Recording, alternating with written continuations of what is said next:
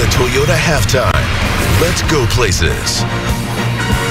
Feel like all the world, Aaron Rodgers and the Packers are going to take the lead to the locker room and answer the Bears' big plays. It's Chicago on top despite this Devontae Adams and Rodgers connection, 27-21 at the break. Mike, Tony, and Drew, all of us share everyone in the National Football League's thoughts, prayers, sympathy for Demaryius Thomas, one of our favorite players to watch, who died suddenly at age 33. He wasn't in the NFL this year, but he was with the Broncos on the field in Denver today, taking on the Detroit Lions. His memory honored outside the stadium before the game, inside on the big board. Constantly after plays were made, they referenced the 88 decal that was on the field. The Broncos won the game 38-10. Their last touchdown drive was 88 yards. Best of the day. Vegas and Kansas City. Kansas City most points scored in 3 years. Yes, they got their offense going, but the defense set up a lot of those points. Kansas City's playing great D right now. They are on a roll. They've won 6 in a row. Baltimore and Cleveland. Lamar Jackson injured on this play. Ankle injury, didn't return. We'll find out more with more tests coming up during the week. But the defense of Cleveland, final word here, Drew. Yeah, led by Myles Garrett in that pass rush. They were all over the Ravens today. And listen, this was a win that Cleveland really needed to stay in the playoff hunt. Yeah, Baltimore's second straight division loss. Cleveland helps tighten that division. Cincinnati lost as well. San Francisco, Tony, they've won 4 of the last 5. Yeah, Cincinnati, big comeback, but San Francisco showed a lot of character. Ayuk here with the score. In overtime for the game winner, both teams are now 7-6.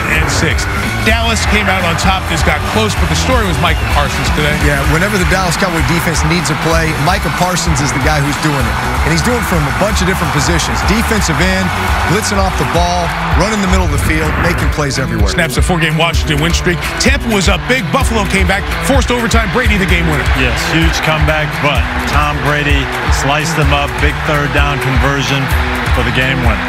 Bucks can clinch the division with a win over the Saints next week on Sunday Night Football. As for the Bills, more on what it means for them with our Steve Kornacki. Steve, welcome. Yeah, it was a tough ending in Tampa for the Bills, and it really caps off a tough week. This time last week, on the eve of that Monday night game against the Patriots, the Bills were almost a 90% shot of making the playoffs and almost a 60% chance of winning their division, the AFC East. Now, obviously, that division title odds took a huge hit with that loss to the Pats. Their playoff chances took a hit, too. Now, here's the thing. They almost completed a comeback for the ages against Tampa Bay. If they had, the Bills would be 90% to make the playoffs, still have a real shot in the AFC East. Instead, losing a heartbreaker like they did, those playoff chances have come down now just to 66%. And the odds of the Bills winning the AFC East, remember, big favorites in the preseason, now barely 1 in 5. Wow, Steve, thanks. Buffalo's one of the 5, 7, 6 teams, as you see, in the AFC. Josh Allen came to the locker room after the game, out of the locker room, in a walking boot. They play Carolina at home next week. Tony, the Buccaneers. They're playing great on offense, leading the league in scoring, but not the same defense as last year. 3 games, they've given up over 30, gave up 24 in the second half today. They've got to get healthy in the secondary. But how about a defense that is playing well, and that's the Dallas Cowboys, especially led by Micah Parsons, I think arguably our favorite for Defensive Player of the Year. But what he's done with that defense, the way they're playing offensively, they're getting everyone healthy. They just need to get back to their early season form before Dak got hurt. Much more ahead, but first, a holiday message from Toyota that reminds us when we come together, there's nothing we can't do.